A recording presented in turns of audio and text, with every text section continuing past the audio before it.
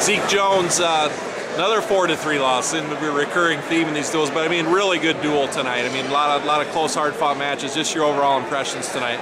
Yeah, I mean, yeah, like you said, it's 4-3, 3 times in a row. We're right there, and the good thing is, this is a very good Russian wrestling team they brought. So more than anything, it gives us a gauge of where our American wrestlers are as compared to theirs. So we'll go back and make some lineup adjustments. We're going to look at a World Cup wrestle-off in January, and I think we've got a lot of information to help us do that. Let's talk about the three guys that won. Jared Freyer, really hung in there, battled back to win his match at 66. Just talk about his performance. Yeah, Jared was good tonight. Obviously he had a battle back after losing the first period.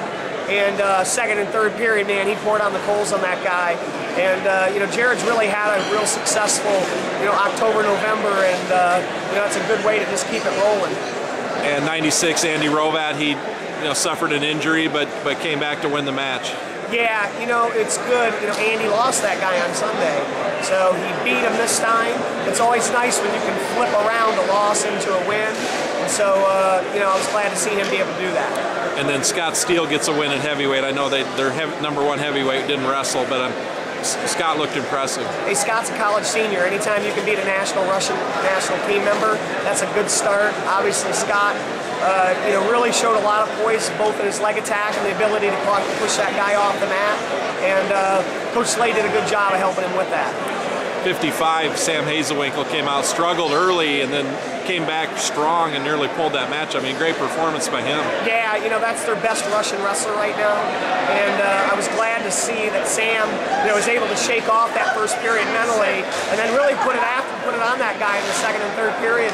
If any calls could have went differently, he would have been on the winning side of that match. Sean Bunch in on a single leg takedown early, and then, I don't know, he hit his head on the rush, and I don't know if it was on his knee or what. Just looked like he wasn't himself after that. Yeah, he got hurt, and he scored, and then he got hurt, and then the Russian scored on him, and, I don't think it should have been a point because he was hurt. They should have stopped him for being injured, but they gave him a point, and that was the difference. That was the only point that Russian scored on. Right, Sean, he didn't get a takedown. He didn't get a takedown. Sean scored the only real points in that bout.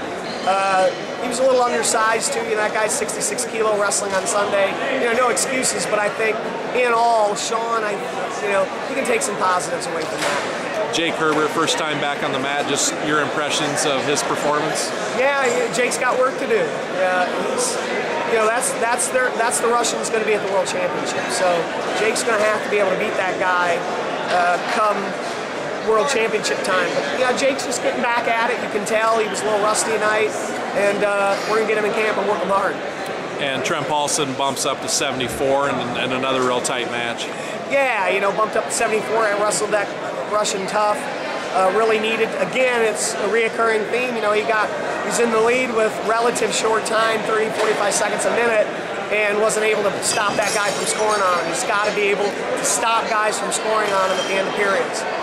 Your overall thoughts on the three duels? I mean, great crowds, great atmosphere, great exposure of wrestling, and then, obviously great experience for the U.S. team. Yeah, I tell you, Chicago, Cornell College, NYAC did a super job. Americans came out, supported our program, and we're going to keep working hard and make you proud.